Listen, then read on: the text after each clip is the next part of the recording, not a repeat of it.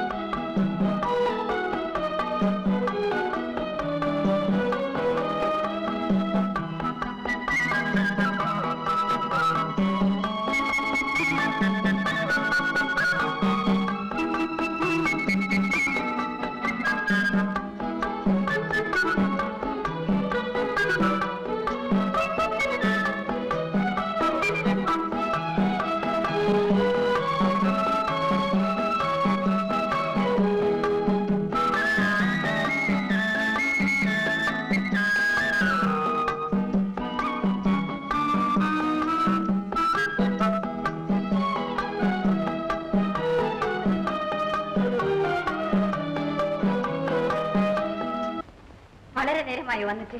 ഇല്ല ലില്ലി, എനിക്ക് ഉദ്യോഗം കിട്ടിയ കാര്യം അറിയിക്കാനാണ് ഞാൻ വന്നത്. എന്താ ജോലി? ഒരു വലിയ ബാങ്കിൽ ചീഫ് അക്കൗണ്ടന്റ് ആയിട്ട്. കർത്താവിന് സ്തുതി. അപ്പച്ചനും അമ്മച്ചിയും ഇത് അറിയുമ്പോൾ എത്ര സന്തോഷിക്കും. ആട്ടെ, ബാക്കി എപ്പോഴാ? പാർട്ടി എല്ലാം തന്നെത്താനെ നടത്തിക്കൊണ്ടാ മതി.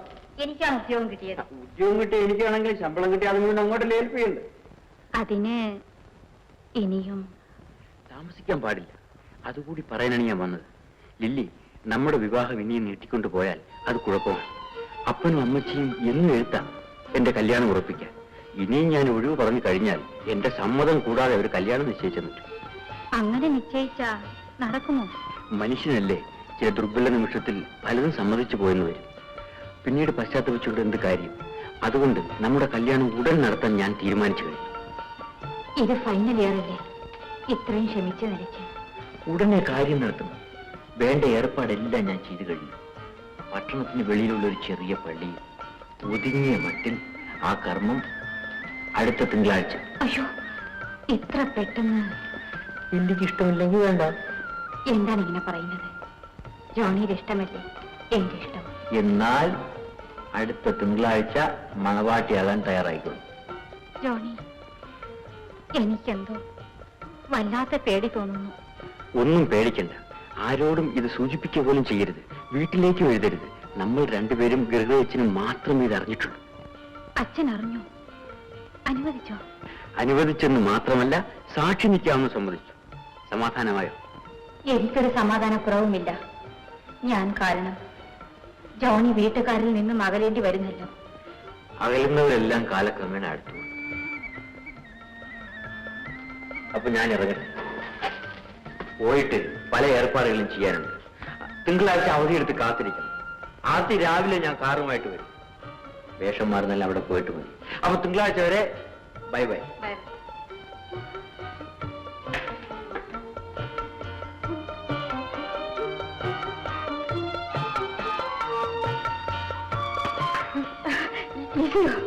വന്നോ? ഞാൻ അറിഞ്ഞില്ല.